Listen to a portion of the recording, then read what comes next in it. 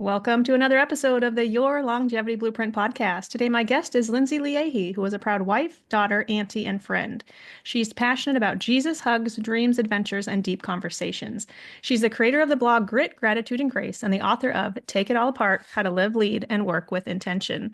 Lindsay is also the founder and dream builder at the Restoration Project, a women-owned coaching and consulting practice that invites people to look deeper and go higher. And we're going to talk about that today. They hold space for leaders and teams to explore who they are at their best and how they bring that into the world. They've supported hundreds of amazing humans to improve their organizational health, team, and leadership effectiveness and individual well-being. Welcome to the show, Lindsay. Thank you so much for having me. I'm excited to be here. Big fan, big fan. And local too. You're local, which is great. Yes, yes.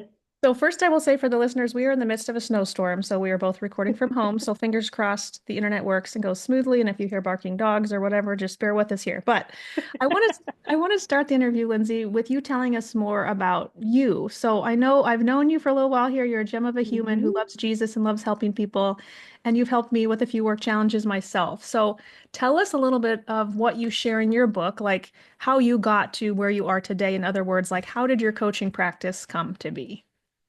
Sure. Well, it goes all the way back, to childhood because most of our stories start there. But I'll fast forward to my late 20s when I share this in the book. I was in New York, top of my game per se, great career, great friend group, social status was high, and I just was like, is this all there is? Feeling really empty Mhm. about the life that I had created, who I had become. I had success in all the cultural terms, Sure. but didn't feel good about how I was contributing and just was still seeking something else. And so that was the start of my journey to take it all apart and really reevaluate the patterns, the habits, the belief systems Sure. that I had and start to reconnect with myself and understand who I really was underneath all the layers and the cultural pressures and the way that everybody wanted me to be, and started to restore intention and my identity around a narrative and who I really wanted to be and how I really wanted to contribute the world, and have been working to create more alignment to that over the last 15, 20 years. Sure. Did you know Jesus back then? I'm just curious, just personal question. Like, were you a Christian Oh back then, or yeah. did you become a Christian later in life? Like, yeah.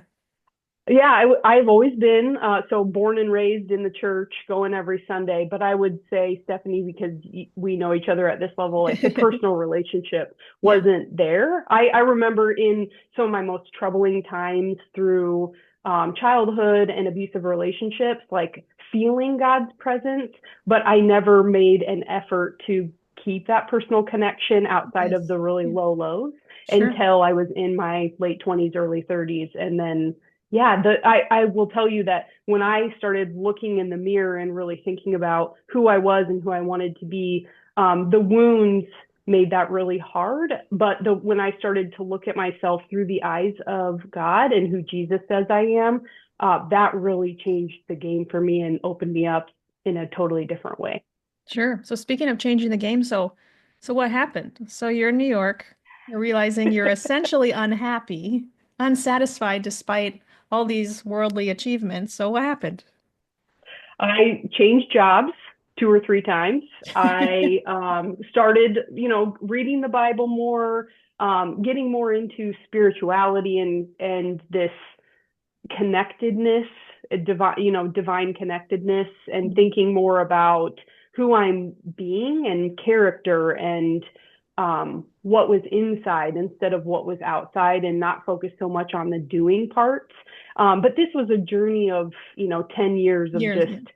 trying different things, journaling, reflecting, making more time and space for quiet and reconnecting with myself and with God. And then slowly I started to change and realize that it wasn't about the job, it was about me. And I was the one that Mm. needed to change.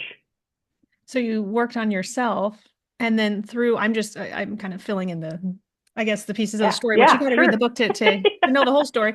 But the short end of it is you literally quit your job and ended up eventually starting a coaching practice. right? The Yes. Restoration Project. Was it named the Restoration Project to begin, or? It was, but so when all of this happened, I started having dreams about Moses in the desert and was like, what is, I came home telling my husband, I think God's calling me to be a pastor or a missionary or something. Wow. Yeah. And he just said, hey, that's a hard pivot from being a salesperson in the professional services space, which is what I'd traditionally been. And he said, why don't you just take some time? There's something happening here, and you need to honor that you don't jump to the next thing and think that that's going to solve it, which I'm so grateful for his wisdom in my life in 1,000 ways. But That's a so wise, that's, supportive husband. Yeah. Yep. yes. So I stepped back for 90 days. I committed not to make any decisions about anything, but just explore what this was. And I hired two of my own coaches. Mm-hmm.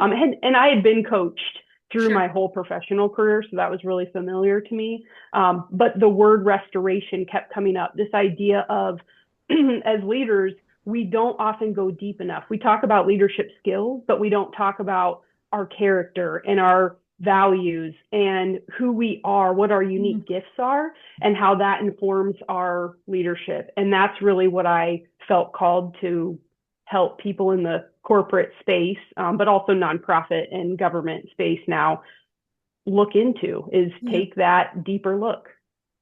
My listeners also may be thinking, so like, okay, your story sounds good, but what does like business consulting, this topic of organizational health have to do with health and longevity? But really, the answer is everything, because there's so many times reading your book where I literally thought, that's what I tell my patients. Like, and I want to bring up some of those Mm, tips through this interview. But even when you just say restoration, like that's what we're trying to achieve with our patients too, is we're trying to restore or rebuild their health.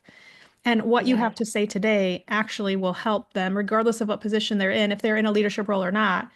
It will help not just restore, I don't even know if I want to say their authenticity or their identity, but like will also help with their health. And obviously everybody, well, most of my listeners probably have a job. Like Mm-hmm. they have to go to this place of work and interact with other humans, and we want that experience to be, quite frankly, like a good one because you're spending more time there than you probably are with your family. Yes. So if you hate your job or if you're stressed as heck, stressed as heck as an employee or leader, that's going to weigh on your physical health. So I think 100%. listeners, you're going to benefit from hearing Lindsay. I think her words are going to uplift you today and just show you how important it is to go kind of higher and deeper as she's experienced for herself. So let's get to that. But I think I want to ask you why you feel like coaching is so important, because obviously you sought it out yourself and now you've become one. So like, why do you feel that it's so important and what impact can it have?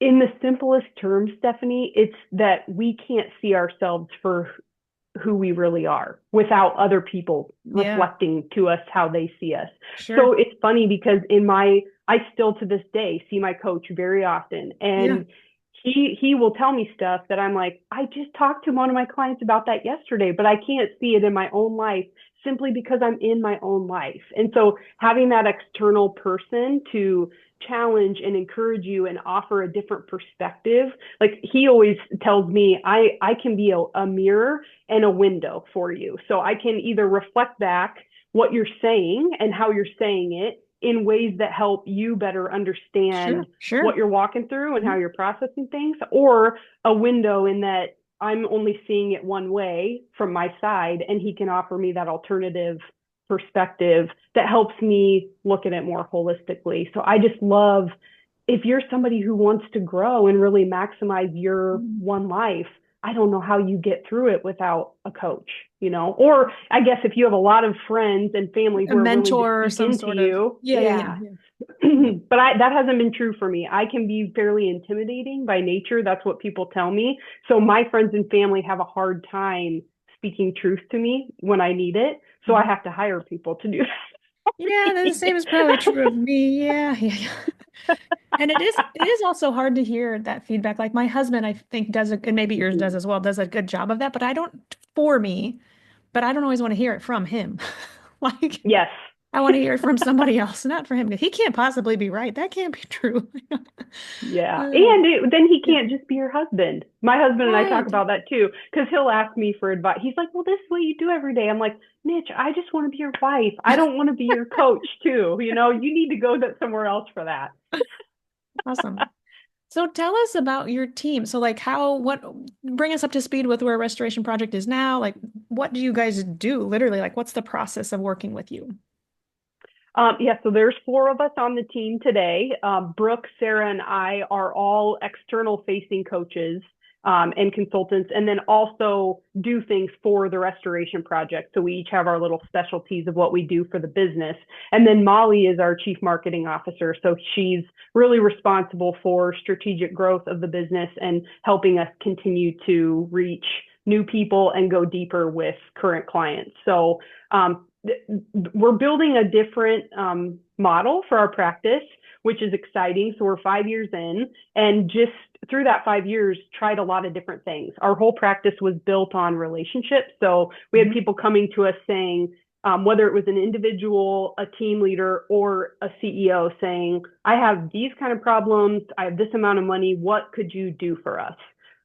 Now we're really seeing and understanding what we do well and where we work best and what those programs and services look like.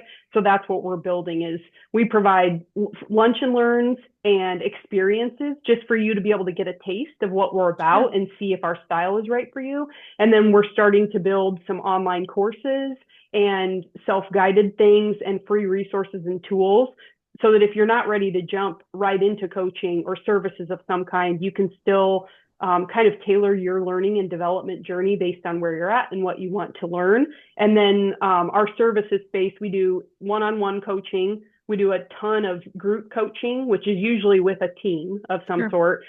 And then at the highest level, for organizations, we come in and help with strategic planning, identifying what kind of culture you want to build around, alongside the goals that you have, and then how do we create learning and development opportunities and leadership development opportunities that align to that, which usually looks like some forms of workshops and facilitated discussions alongside of individual coaching. So that, like while we're Yeah. doing Yeah. the what, we're being really intentional about the how in Sure. it too. So like who's your ideal client? I mean, it sounds like there are lots, but who's your ideal client? Yeah, and all of us are different. So that's the neat part. So for me personally, I work mostly with C-level executives and business owners because I'm pretty strategic by nature, and we can have those higher level discussions about the business that I want to build, the culture that I want to create, and the life I want to live within all of that, and how do I bring that together. And then for me, again, personally, I love professional services businesses. So if I'm going to work with teams or individuals, it's really those spaces where we're trying to create a really intentional client experience alongside what we're doing, so that we have to kind of be the change we want to see inside of our business and be really intentional about our thoughts, words, and actions. Those are the types of organizations that I love to work with because the purpose is so much deeper there. Sure. I like that how you said kind of working towards the life I want to live. I'm still working on that. Great. I mean, Mm, I'm very thankful for where I'm at. Don't get me wrong, but it sounds like this was like the epiphany, the revelation you had, like you were unhappy with where you're at, so you had to make some changes. And I want to get to three of the main points you talk about in your book, which I think you worked on. I'm just assuming, and then now you're sharing these with others. I mean, you talk a lot about quieting the noise, connecting with your strengths, intentions, and dreams, and shedding fears and limiting beliefs. So, can we break those down? And please expand on this too. But what does quiet the noise mean? well, first we have to identify what the noise is in our own lives, and that looks different for all of us. Sure. So for some of us, it's social media consumption. For some of us, it's unhealthy voices in our lives that have just always been there. For some of us, it's distractions, just always having the TV on, always having the radio on, not making time for silence and stillness, because that's where so many of us are scared of that because that's where our real thoughts and feelings start to bubble up when we're in the silence and solitude. And a lot of us don't want to hear what they have to say. But that's where real transformation and change starts. So when we start with clients, that's what we talk about is walk me through a typical day. What does it look like? And a lot of times we start with the mornings because there's such a sacred opportunity and we're kind of closer to that whole open divine part of who we are in the mornings. So we talk with people about what does your morning look like and how can we create even 5 minutes of quiet, intentional time for you to set the tone for your day. And then what are small ways? Just shutting off the radio while you're driving and letting yourself process and be and calm your heart, mind, and body. So interesting you say that. I know this is a need that I have, but my cell phone died. My staff keeps making fun of me because it wasn't holding its charge. And I kept saying, does anyone have a charger? And they're like, no, your phone's too old. We don't have that type of charger. So Sounds like me. I didn't want the new ones because the new ones emit more radiation. I was trying to hang on to my old, whatever it was, iPhone 6 or something. But bottom line is my Mm-hmm. phone just ended up dying. So I have had, for the last, I finally got a new one, but like I literally had no phone for a day and a half or whatever. And it was the weirdest feeling ever because at first I was very anxious. I was like, oh my gosh, no one can get a hold of me. I can't call anyone. I Mm. can't get on, Instagram or whatever.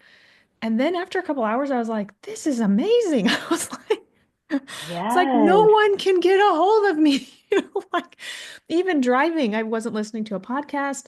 I was like, do I turn on the radio? What do I even do? What do I do? It was like this weird, awkward, but I was almost ashamed of it. I was like, you can't just be in silence. Like you can't, Mm. to me, that's a sign that I need it. And an example that I've given on the podcast before is like when I first started doing yoga, I couldn't sit still. I was like, what is this? Like, I Yes. can't do this. I need to do cardio. But like, no, my inability to sit still was a need that I needed to sit still. And you mentioned something similar in your book that like you used to hate to play card games or, do what we felt Yeah. like you mentioned something like that, but useless activities. Like I would like to be more efficient with my time and, not just do this, I don't say stupid, but stupid Yes. activity.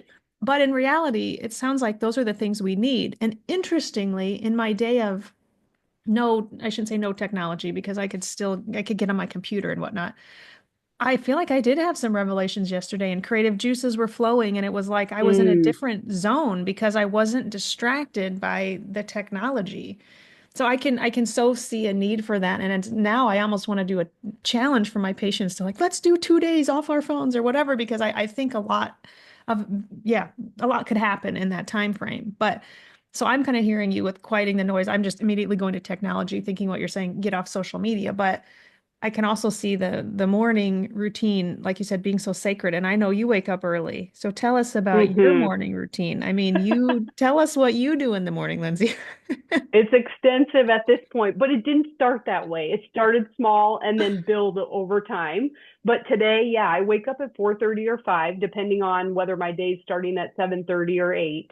And the first thing I do when I open my eyes is just say a prayer, and usually two or three things that I'm grateful for over the last 24 hours.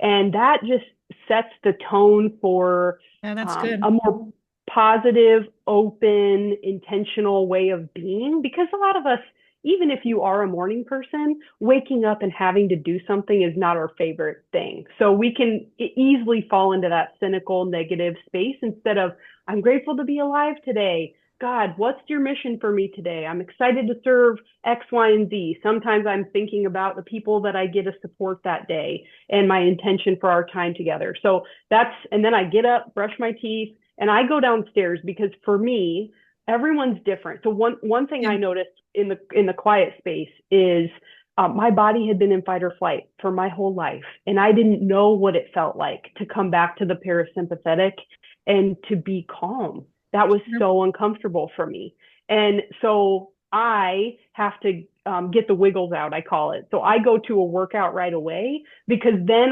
my body calms down through that process. And then I can have my devotional time, my prayer time. I light a candle, and I usually spend about Wow. 30 minutes in that space Yeah. of, it might be meditation or it might just be open prayer, conversation, reading my devotionals, a mix of whatever I feel like that morning, but really allowing my being and my heart to come and connect with my mind, because that's where I always have problems is I'm doing a lot out of my brain, but I'm not connected to my heart or my body. Well, that kind of leads to the next point, which I was going to ask about is like, how do we connect with our strengths, intentions, and dreams? But it sounds like you're literally setting time aside to do that. Yes. Too. So kind of And move on to that point a little bit too, if you can. Yeah. Sure. And I just went through this with a client. So funny enough, Yeah. I had a client who wanted to meet up and have a session on the beach, which was my first. And what a cool Whoa. experience. Yeah. Yeah, because we're so much different when we're in that environment and in that space. The level and depth of conversation we had, she was just like, this was incredible. And part of that was just the environment, right? Yeah. But she's somebody who's um, moves fast, got a lot on her plate, really important job, and she's had a hard time connecting to her heart. And so when we were sitting there, I was giving her really practical tips. Like, again, for me, when I write, that's why journaling is important to me because when I'm speaking out loud, I'm usually filtering it through my brain. When I write, I allow my heart to speak on the paper. It just Sure. comes out differently. And then, so that's one practice of really connecting Yeah. with that other side of us that, and being non-judgmental, letting yourself write whatever it is. You don't have to do anything about it, but whatever, when somebody asked me once, if money didn't matter, what would you do for a job? And I said, immediately, I just let myself say, I'd be a pastor. I was like, that's weird. At that point, I'd never thought about that before, you know? So it's just letting that other side of you speak.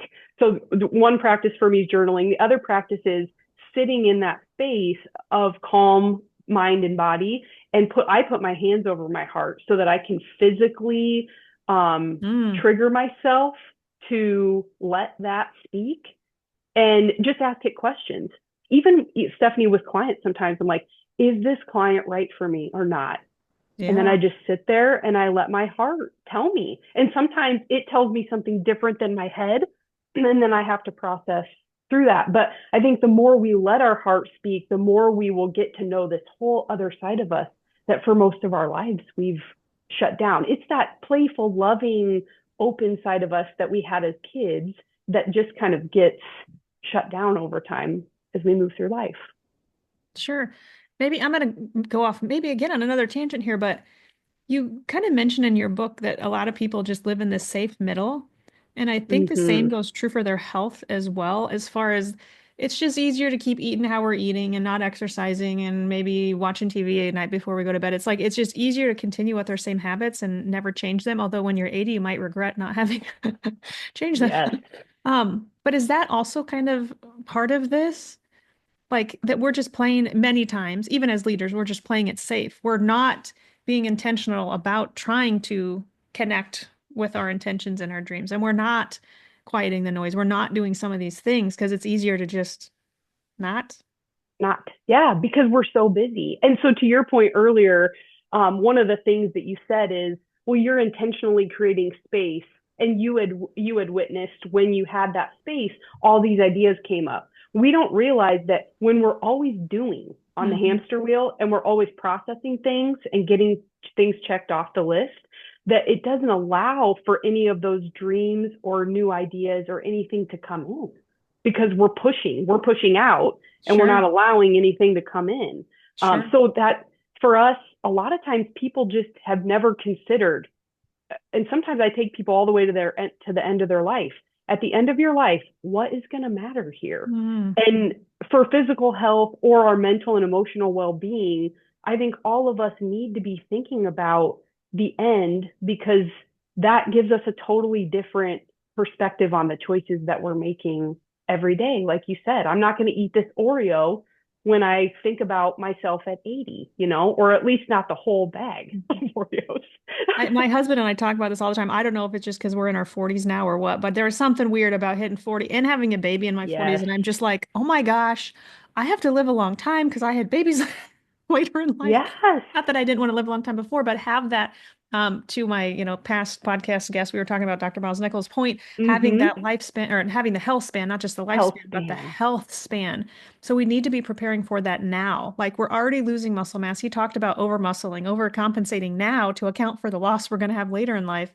Like we need to be exercising. There are just so many things. But again, this is just an example of drawing a parallel between what you're saying with your job and what is also Yes. true of my job, that we need to be mentally and physically preparing for kind of the End of life, the later years, the third or fourth chapter, whatnot. Well, and even now, just allowing yourself. So I'll give you another example of a young lady that she joined one of my clients' organizations, and she came from a large organization where she was pretty anonymous. She's in her late 20s, early 30s. So she's got two kids at home, a 45-minute drive each way. And she went from this space where she really didn't have a voice, but also nobody was checking on her, and she had a lot of autonomy, to this small, lean, high performing team where she has a voice, but also like greater responsibility and has to be in person and all these trade offs. And it was greatly impacting her stress level, her home life, all these things. And she wanted so badly for this job to work out. But the reality was, at this season of her life, it just wasn't the right fit. And so we had to kind of force that conversation about what is really most important. Like, especially for women, Yeah. Stephanie, I just think we do ourselves a disservice to think we can have it all right now and not be realistic about the trade-offs that we have to make. And you know that you have a thriving practice and a podcast and two kids and a great family and all these things that require time and energy, and there's sacrifices and downsides to some of that too. And I think just coming back to like understanding your value and your worth too, and seeing yourself through maybe the lens that someone else sees you through is so important. Not to toot my horn, I'm not trying to do that, but I'm giving an example here of like I really felt like 2024 was one of the hardest years of my life, just physically. I had providers leave the practice. I had just had a baby. I'm going back to work. I am sleep deprived. I had tons of physical issues. So I felt like in 2024, I accomplished nothing, back to the doing thing. I felt like I was in Mm, survival mode, just getting by. But yeah, I raised a baby. Like I breastfed, I fed this kid. And so I think not always feeling like I need to accomplish something, but like seeing myself, I, I, I don't know, through the lens of that's more valuable. Even thinking again, like, okay, in my 80s, what am I going to look back on? What I accomplished in 2024, or that I had this beautiful mhm. baby boy that I was able to nurture and give him breast milk. And like, that's what I'm going to be proud of or thankful for, not Yes. a silly work accomplishment or whatnot. So just And kind of what you shifting. just said, Yeah. shifting your intention to the activities that you're in. For mamas, it's like washing bottles and doing the laundry. And while you're doing it, saying, I'm taking care of my family right now. I like letting those things come into your heart Yes. and really creating that awareness that you are contributing positively to your family. It's not just one other thing to get done. That Yes. creates that peace that we're all searching for, that all, because when we can be present in that moment and take in the goodness of what we're doing, then we have peace. Otherwise, we're just like wanting more, more, more, more, more, but we don't allow for that wholeness to sink in. Which again is so true with our health. No. Yeah.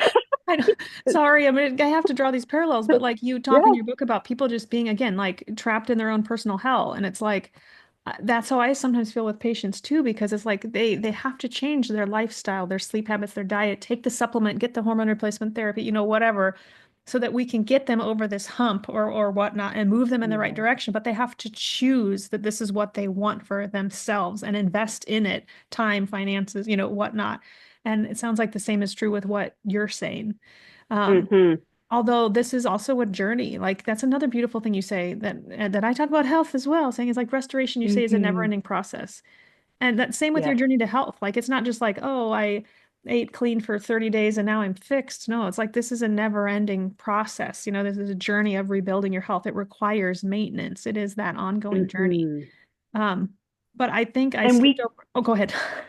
Well, I was just going to say, we keep changing, right? Or like for me in 2024, I tore my ACL. So my health journey changed significantly, right? What I could do and what I needed to focus on to get back to health looked a lot different. And that's what we just Yeah. want to arrive, And it's like, I've just surrendered that. I'm like, I will never arrive. I will just continue on my journey to becoming who God created me to be, and I will never get there this side of heaven, but I'm still going to invest in being, for me, the definition and my intentions have changed to courage and love are my two core values. So how do I embody that every day and bring that Mm. into the world? And I want, in this world of chaos and confusion, I want to be a source of peace.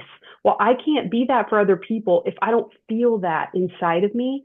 And that's the hard work that we have to do is if I want peace, then I have to embody it and I have to create it. And that means saying no to a lot of stuff because when I'm doing all the time and I don't have my quiet time in the morning and I don't have my quiet time in the evening, I don't have peace. Well said. I want to go back to those core values. What do you say they were? Courage and Love. love, courage and love. And then you said peace. So is finding one's core values part of what you help clients with? Yes. Yeah, that's one of the early. So a lot of times we start with two or three basic questions, but one is what does a good life look like for me? Because a lot of people have never allowed themselves to think about that. And when Yeah. they do, they're like, "Oh, shoot. What I put down and the way I'm living are mismatched here." Hmm. Yeah, And back so to then living the life you want to live. Yep. Yep. yes. So then we talk that through, just like you do on your health journey with clients. Yeah. I'm Yeah. assuming it's like, hey, I want these outcomes, but these are the things I'm doing. Those two things don't line up. So Align. what are Yep. we going to do about it? Yep. We can't drink pop Yeah. all day or milk all day or these are silly, simple examples, but yes, yes. Um, can you mention some other like I don't want to say popular, but like common core values, just so the listeners can maybe start thinking of like what their core values might be? Sure. Integrity is one that comes up all the time. But then faith, family, some people Sure. choose things like that that are more, where do I want to put my time and energy? And then other people choose words that they want to embody or become. And so we kind of go through, we provide a list of about 100 and you kind Sure. of narrow down to two or three. And then we allow each person to define those because the definitions look different. Like one time I had two clients who were on the same team and they were not getting along and they both chose respect. Well, one's definition of respect was I do what I say I'm going to do and I do it well and on time. The other one's definition was be nice to me. If you're nice to me, that means you're well, so you could Sure. see how Very those different. people Yeah. were in direct conflict all the time. But Hmm. that gave us a foundation to have a conversation about expectations and where we were missing each other. This is so true individually, but also this is something I've been wanting to sit down with my husband Eric and just define for our family. Like, what are our family's core values? Because I want our kids to know, and I want this on the wall. Like, these are our core values. This is how we want to set the example, right? We have to for our children set the example and live that way. But I want them to see it, and so that's just something that's been on my to-do list. Another, but I think it is so important.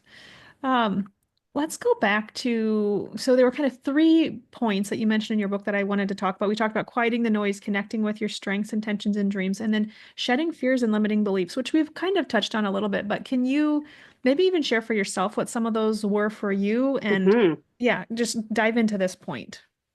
Yeah. So, again, when we start to quiet the noise and connect with ourselves, usually the first things that come up are these things we've been running away from. So, fears and limiting beliefs are things like, I can't trust anybody. I'm an imposter is one that even my most successful CEOs like I'm Sure, going to have get imposter found out. syndrome. I'm Yeah, not as yeah. smart. Yeah.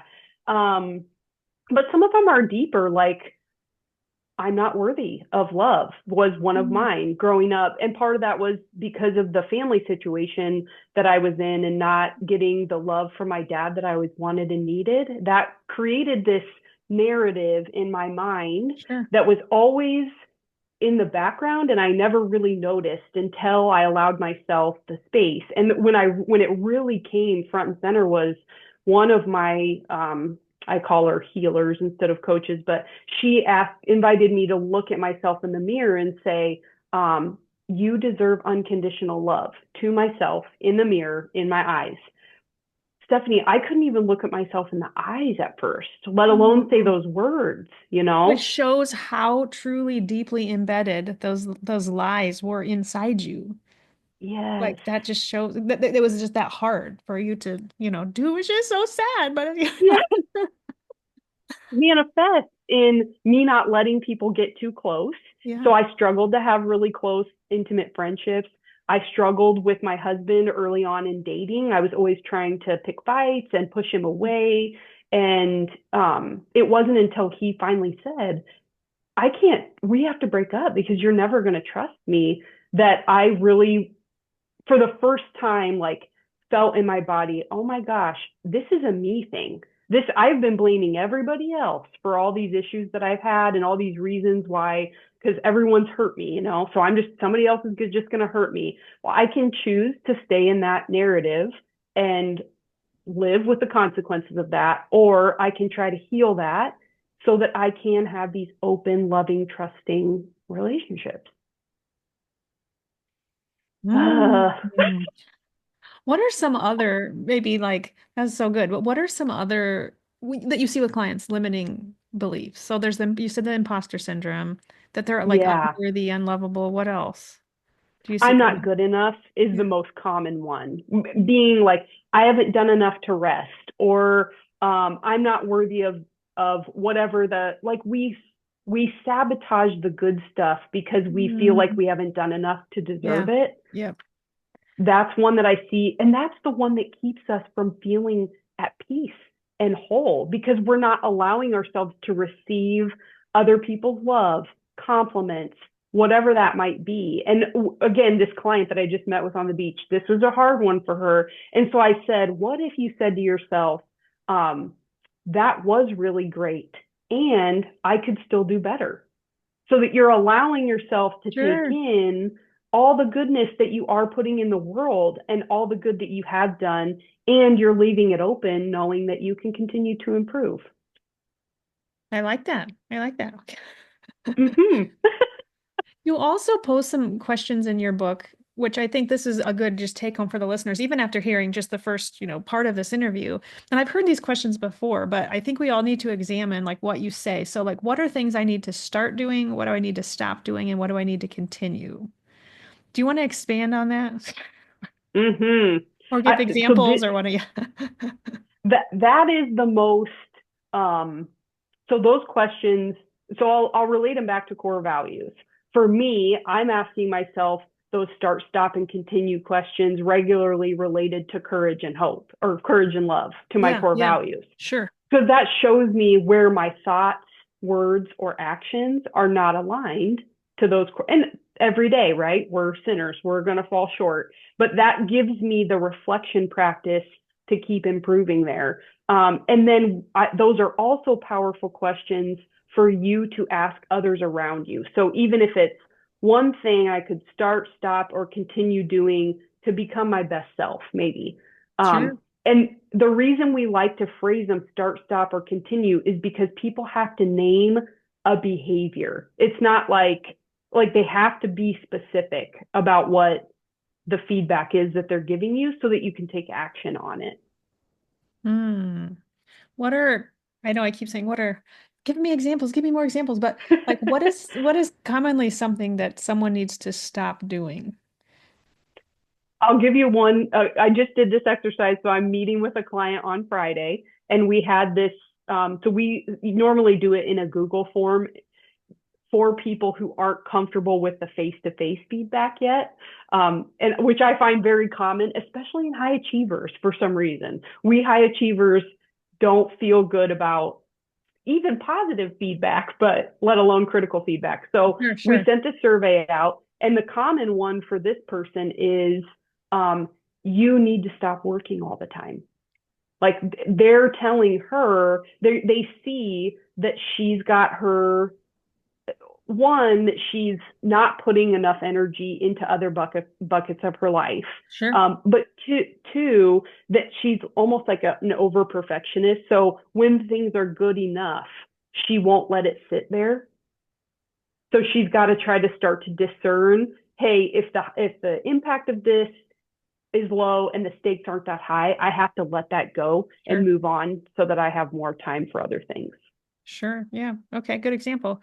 What's something we need to start doing? Although I feel like we all need to just set time in the morning aside to be more intentional. I mean, I feel like sometimes I do that, but sometimes it's like the baby's crying, you got up, you get up, you feed them a bottle, you change the diaper, you're just trying to get out the door in time. So it does boil down to waking up earlier to set time Mm-hmm. aside. And I love that how you say you think about your clients, for the day and like, okay, even back to your core values, like, okay, if I'm going to live the life that I want to live, like, what does that mean for today? Like, Yes. so, That's so why maybe I just that's answered why my own question, but what do we need to start doing, Lindsay? the morning is sacred because it sets the tone for the day. But if you can't do it in the morning, just find that window of, even for one of my clients, it was taking 30 seconds before in her van before she went into her job for the day to like think, how am I feeling? Mhm. How do I want to be when I walk in that door? Just to Yes, be more aware of the energy that she was bringing into the room. But so that would be a small practice. sure. Or on the flip side, I had a guest really early on when I podcasted, and he, well-known medical doctor, and essentially had a very stressful job. And what he had to do was after work, before he entered his home, even if it's in the driveway, which I know is tough. Powerful. Yes, take this, I don't know why, but I'm having this flashback of, I saw this video of like Kevin Hart. I don't know if you've seen this where he like pulls in his driveway and his kids are jumping in the door like, ah! And then he pushes reverse and he leaves I because he's love like, him. this He's is too so funny. stressful. Yeah, it's super funny, but that's how this guest almost felt like, okay, I just had a hard day at work, but now I have Mhm. to go home. So So have to, Yes. he had to sit there and do a 10-minute meditation before he entered his house after a long work shift Yes. to set the intention for I'm leaving work aside. I'm going to be with the ones that I love. So yes, I need to meditate and yes, flip the script and be Hmm. calm and yeah, I don't know. So It maybe before well, work, and might be after work, might be before bed, whatnot. and let pull that all the way through to our full day. How can we do that for like before I got on this podcast, I get to be with Stephanie. I'm so excited for this conversation, like being intentional about how I'm coming into this space and coming back to the present moment and really being here instead of worrying about what happened before or worrying about what's Mhm. going to happen next, just being in this present moment. Which is so important, but I also feel like it's a habit that you have to create and it is difficult. Like you do have to remember. And I feel like that is important for my job as well as far as okay, I am literally pulled in so many directions. Sometimes I have 50 tasks, messages from clients. All my staff is messaging me. I'm trying to check emails. I got to go see this patient and chart on them. Like and call and prescribe. I just feel like I'm pulled in 20 directions. And so I do, like before I go in to see this patient after being interrupted 10 times, and I'm not joking, like I I have have no to doubt. just I just have to say, okay, here we go. I'm gonna go see this patient. This is gonna go well. Here's my plan, like to just set the intention when you're being pulled in a million directions, but to also just have the confidence and feel like it's okay to do that. Like I don't have to answer Yes. one more email before I go see this patient. I can take 5 minutes, well, more like 30 seconds, regroup myself so that I can give them the best of me too. So that's so good. Yeah, that's powerful. And the more you do it, Stephanie, You get you in the know this. habit. Mhm. Mhm. Yeah, and it just then you only maybe need 5 seconds. You don't even need 30, but once you feel that, how it feels to like Mhm. bring all your energy back into your body and be there, once you know that feeling, you can start to do that Do it. Yeah. faster and faster. To a smaller degree, last year I was literally so tired. I can't even describe it. And my husband, he was such a good cheerleader. He would just say, before you on your way to work, you got to talk, basically you got to cheerlead yourself. Like, I've been doing Mhm. this for over a decade. I can do this. I can see all these patients today because I was struggling. And I did. I mean, Yes. I got through the day. It wasn't like I couldn't do my job. I was just so freaking tired. Sure. But I I can't would even talk to myself, imagine. set the intention. You got this. You've done this a million times. Here we go. Like, let's do this. And, Yes. and that was such good feedback for him because I would be discouraged, especially if I was up multiple times a night with the baby or whatever. Like I was so discouraged, and he'd say, "Okay, what are you going to do? You're going to complain and be frustrated, or you have two options. You can do that. That's more the victim mentality. Like in your book, you're saying you can stay stuck in that hell, or you can flip the Mhm. script and say, you know what? I got this. And you know what? If I yawn in front of a patient, they're going to understand." Yes, they know you just had a baby. And it's okay. And I had to get Mhm. over that because I was like embarrassed and but then you got to just Mhm. I had to talk myself off the cliff, tell myself, you got this. And it was great advice. And so, yes, I've continued to do that. And that's a tricky one that we could go down a whole nother rabbit hole. But, for I have clients who maybe aren't as growth oriented or willing to push themselves like that.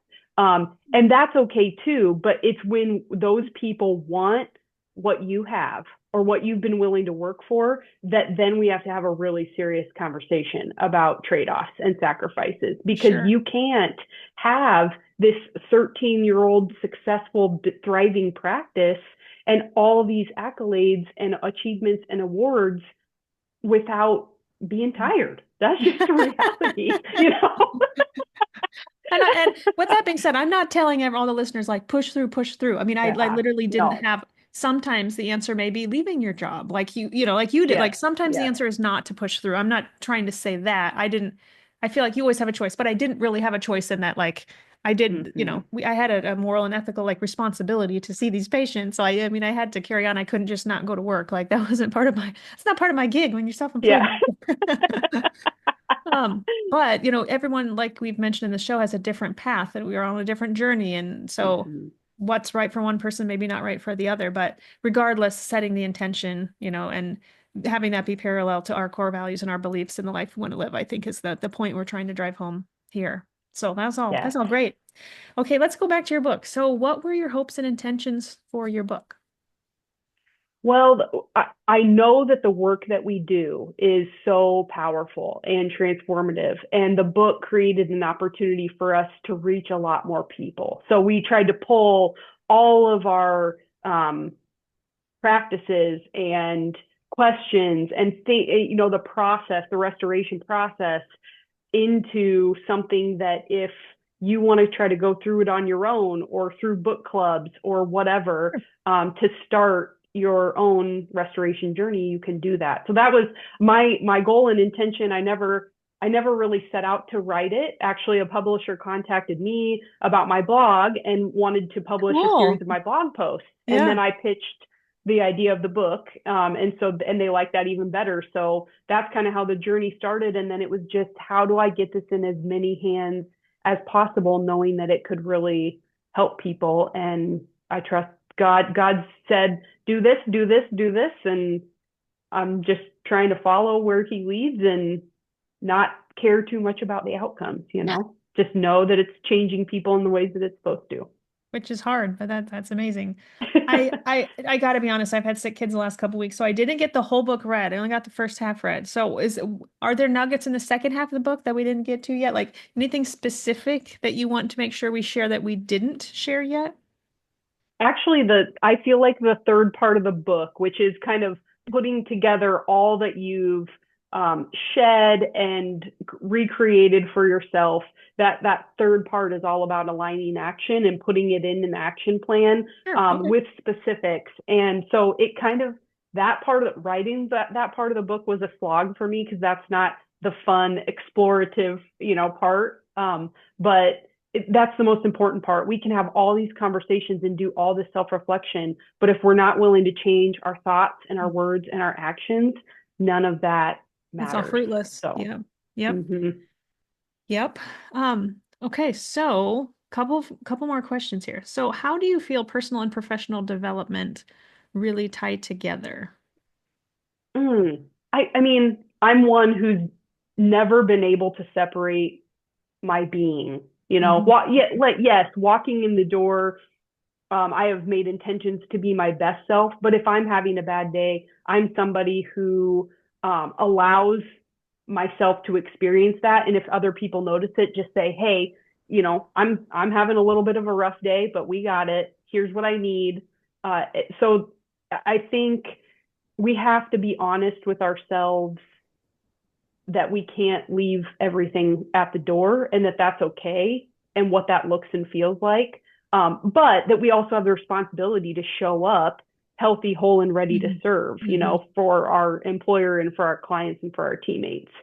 So just, I think the more emotionally healthy we are and the more we practice how to process our daily lives, and our emotions, then the healthier we can show up, even in really, really tough time. So for me, that's one part. The other part is, like you said earlier, we spend so much of our life at work, and work is really a space that can refine our character and make us into an amazing human being if we let it, but we haven't really ever thought of it that way. And what I just always think, like, how different the world would be if employers saw work as a space to help people become their best self.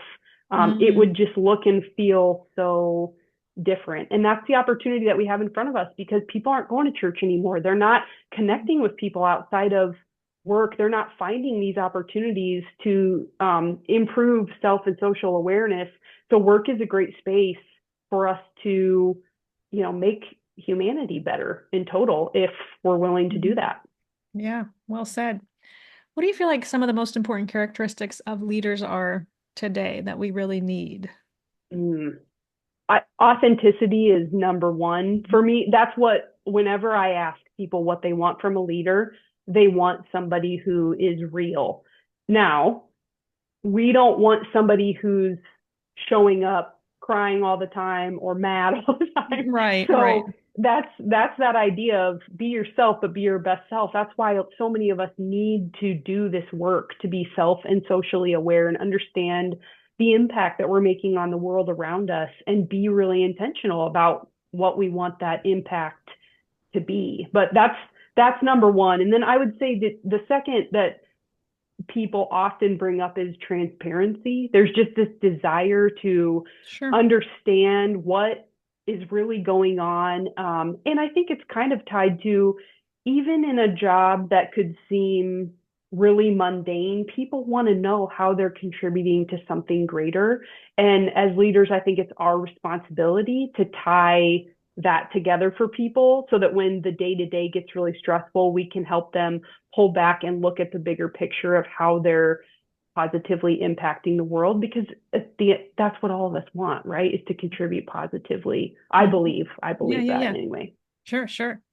Speaking of emotions, I actually that triggered another question, or I shouldn't say trigger, that's an appropriate word, but you I did use talk, it too. So that made me think of emotions because in your book you talked about how we need to process our emotions, and you mentioned something like many of us have too small of an emotional vocabulary. Can we go there for a second? Like, what did you yeah. mean by what do you mean by that? I'm not sure. Have you read Brene Brown's book, Atlas of the Mhm. Heart? Yeah. Mhm. So and I find this in my practice, when I ask people to name how they're feeling, they often tell me what they think instead of what they're feeling. Feeling. They don't name emotions. And then when I push them, they name maybe three or four: sad, happy, overwhelmed, Sure. angry, whatever.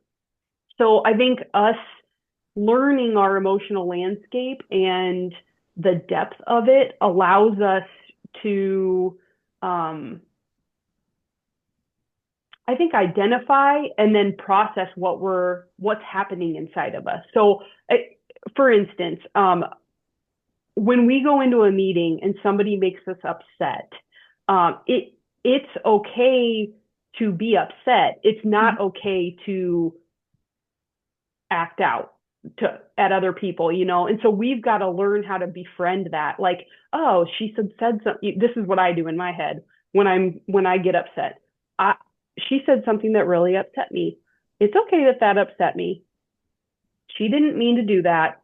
Let's refocus on what's happening right here, and, like, giving yourself space to, because all of us are, otherwise, if we don't know that emotional landscape inside of us, all that's building up. And pretty soon it's going to explode, either Mhm. in tears or Yep. anger or a crazy outburst.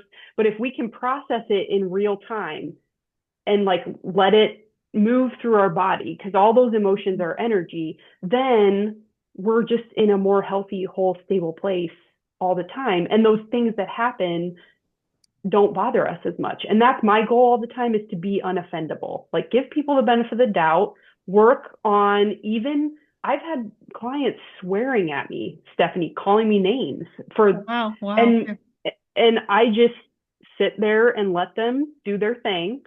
And then I usually ask, "Are you done?" And I just say something like, I'm not going to let you speak to me that way. That was really disrespectful. but obviously I said something that upset you. When you're ready to talk about it in a way that's respectful, call me back, and then we can have that conversation. But I'm not going to let that Right. wreck me. See, and that's the hard thing. That's the hard thing is being able to, like, you can recognize and you're processing, like, that was not right, but that's not going to destroy my day. And I feel like that Mm-hmm. is almost like a muscle that you have to build up too. And because Yes. I do, there are certain things that I'm easily triggered over, and certain things that don't phase me at all. But there are things that I know I'm getting triggered over as well. And so that's, yeah, well, you're special, Lindsay. But that's what I'm sure you That's help. God. That's God. That's not me. But I'm sure you do help clients with that also, just talking through and hmm thinking, yeah, yeah, And I've had to practice. Sometimes I have to shelf it. Like, oh, I can't get over yep, this right now, yep, yep, yep, but I got to get present in yep, this meeting. But then I yep. come home and I process that in safe space. And the Yes. more just like we were talking about coming back to the Mhm, present moment, the more reps you give yourself, the mhm. easier that gets in the moment. And the more you see, like, people, they don't think about us as much as we think, and they're not trying to offend us. They're just going, and even if they are, like, sad for you, buddy. I'm I sad that know. you're so sad. Right, right, right. Or angry or whatever, or resentful. Yep, yep, yep. Mm-hmm. I think for me, back to journaling that you mentioned earlier in the episode, that helps me process. Sometimes I just need to write things out. And my husband tells me that too. He's like, go write out what you would want to say to this person, go write out your thoughts. And Yes, then you really think about it and you're processing it and you're like, what really does need to be said? What doesn't need to be said? Like that's for me something that I like typing it out, writing it out, thinking through it. Um, so that's one way I process, I think. that's so good. And then you probably catch yourself in patterns of hmm certain things that hmm normally get you riled up. And then pretty soon you work on, I'm not going to let that rile me up. And then it's not riling you up anymore, you know? Hopefully, yes. That's the goal, right? Yeah. Yes. Okay, couple last questions here. So, what do you feel teams need to focus on to maximize their effectiveness and create a more enjoyable Mm. experience? You and I have talked about this at length, but the first and bedrock thing is trust. If we don't trust each other, we cannot move as fast as we want to move and be as effective as we want to Mm, be. And yep, that, unfortunately or fortunately, comes down to connecting at a human level. So, and this gets hard when our personalities don't match, because sure. I've worked with a lot of people where it's hard to trust them because our values don't align or our personalities aren't exactly a match.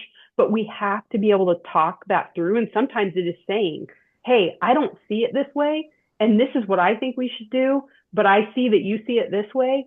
We're going to have to find a way to work together. hmm And Yep. so we communicate differently, whatever. So trust is for sure number one. And then I'd say secondarily is clarity on priorities.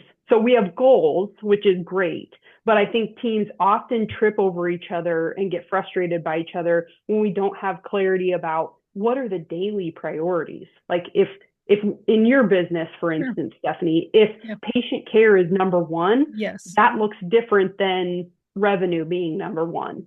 And we need to be able to talk specifically about what we expect from people in these micro situations day to day. Then we don't have some of the frustration that comes along with confusion and not meeting expectations, but getting really clear on what are our priorities and then building that trust, I would say, are the two high ones. Awesome. Okay. What is your definition of success for yourself, your team, and your organization? Mm. For myself, I'll go back to embodying peace. That's what success means to me. That has changed me, that has changed the world around me, and that has changed the people. If I can be that safe, peaceful space, that's just opened up in my practice, you know, the opportunity for conversations that never would have been.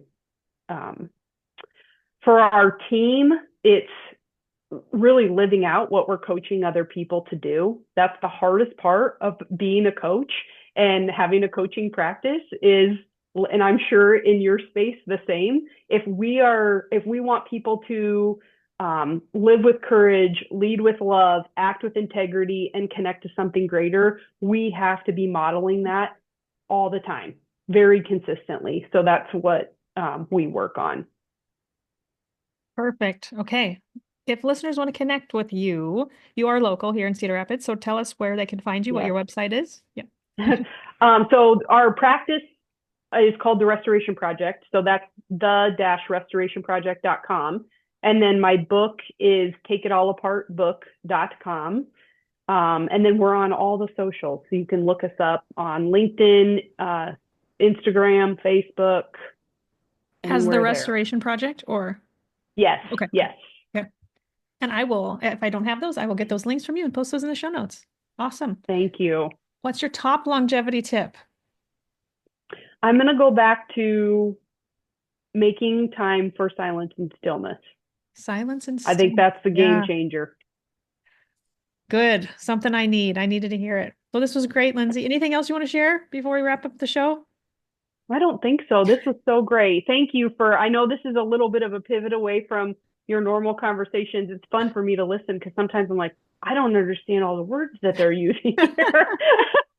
But it's so educational, inspiring, and thank you for letting me be part of your platform. It's great. You bet. I love having different guests on. This is to my audience benefit. So thank you for coming on the show today, sharing the business you've built. You should be so proud, and for giving us so Thank many you. tips for ultimately a healthy work environment where we're spending so much of our time. So again, a huge take home for me is to sit down with my husband and really define our family's core values. I think that's to me, I just intuitively feel like that's a really great next step that we need to take. So thank you for helping my team and myself, and thank you for coming on the show Mhm. today, helping the listeners. This was great.